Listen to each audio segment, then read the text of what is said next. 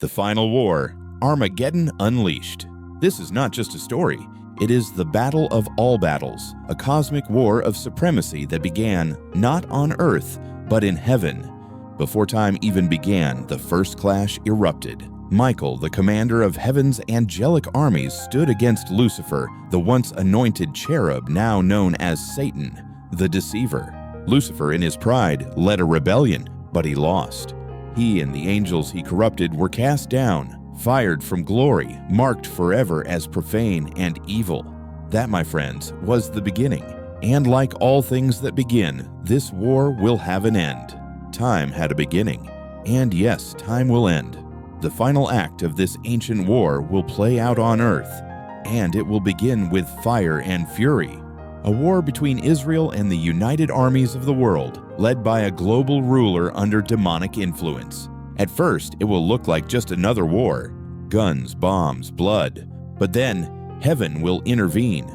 The natural will give way to the supernatural, and this world as we know it will be set ablaze. Here's how the end begins. Zechariah 14:1-4. Behold, the day of the Lord cometh, and thy spoil shall be divided in the midst of thee.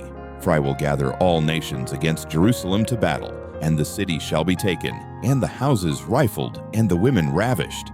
And half of the city shall go forth into captivity, and the residue of the people shall not be cut off from the city. Then shall the Lord go forth and fight against those nations, as when he fought in the day of battle. And his feet shall stand in that day upon the Mount of Olives, which is before Jerusalem on the east. And the Mount of Olives shall cleave in the midst thereof toward the east and toward the west. And there shall be a very great valley, and half of the mountain shall remove toward the north, and half of it toward the south. And when he comes, what will happen to the people of the nations? Malachi 4:1 has the answer. For behold, the day cometh that shall burn as an oven, and all the proud, yea, and all that do wickedly, shall be stubble. And the day that cometh shall burn them up, saith the Lord of hosts, that it shall leave them neither root nor branch.